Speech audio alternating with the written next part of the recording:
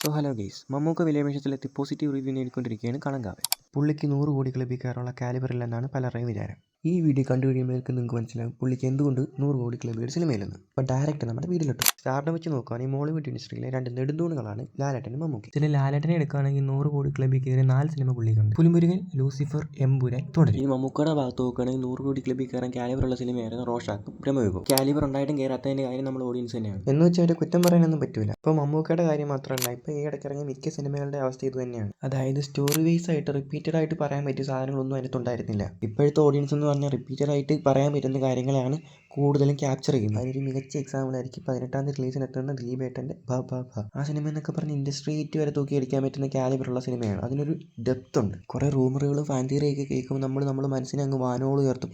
ഇന്നതൊക്കെയാണ് കാര്യങ്ങൾ, ഇങ്ങനെ വന്ന ഈ സിനിമ പൊളിക്കും.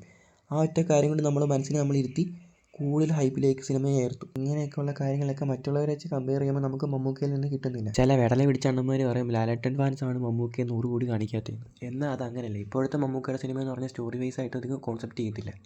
എന്ന് വെച്ച് ഞാനിപ്പോൾ പറയുന്നത് വെച്ചാൽ 100 കോടി ക്ലബ്ബിൽ കയറാൻ പറ്റാത്തതിൻ്റെ കാരണങ്ങളാണ്. നിങ്ങൾ ആ സെൻസിൽ മാത്രം എടുത്താൽ മതി. എന്ന് വെച്ചാൽ എനിക്ക് മമ്മൂക്കയോട് ദേഷ്യമോ ഹേറ്റോ ഒന്നുമില്ല. കുറച്ചുകൂടെ സിനിമ പ്രൊമോട്ട് ചെയ്തിട്ട് ഹൈപ്പ് കൊടുക്കാൻ പറ്റിയ വല്ല സീക്വൻസസോ എന്തെങ്കിലും ഉണ്ടെങ്കിൽ അങ്ങനെ കൊണ്ടുവരാൻ സാധിച്ചാൽ ചിലപ്പോൾ നല്ല 100% മമ്മൂക്കയ്ക്കും 100 കോടി ഉണ്ടാവും.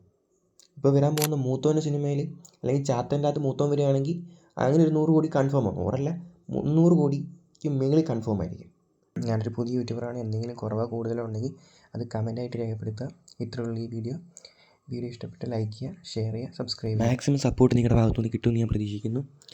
അപ്പോൾ അടുത്ത വീഡിയോ കാണുന്നതുവരെ